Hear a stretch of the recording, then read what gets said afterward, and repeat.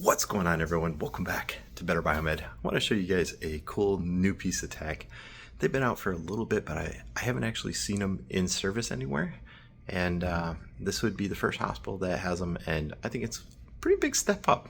Interesting. Let's go ahead and take a look at gimbal operated procedure lights found in patient rooms. Okay, so here is the control panel. I can select the light left and right, up, down, left, and right. Kind of cool. And you can select the intensity. Very cool. And it belongs to these guys right here. So you can see.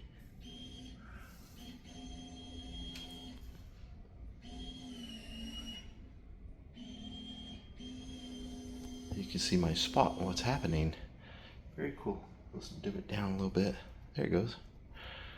So the cool thing about these lights is that they no longer require the boom arm, and they can be mounted in a place where it has a lower ceiling, because anytime you have a traditional inspection light, it has a drop tube which is going to remove some of your height and is going to be a little bit obtrusive, and also a hit hazard. I mean, how many things have hit the light, IV poles, etc.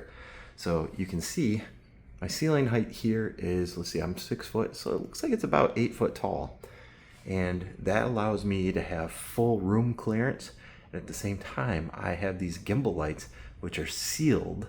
And I actually can see the electronics up in there. So these are LED technology gimbal lights. And it's such a cool piece of tech. So instead of just one inspection light like you see in a lot of mother baby wards, etc., now you have two lights. So you can hit from two different angles, and it saves all the room, all the space here in this room. And you can dim them. They don't produce as much heat locally right over your head, and you're not going to hit your head on them. Very cool. Easier to clean as well because they're in these sealed cavities. Anyway, guys, just another cool piece of tech, and I figured I'd bring it to you guys because, you know, I really dig when there's improvements in tech like this. All right, thanks for watching.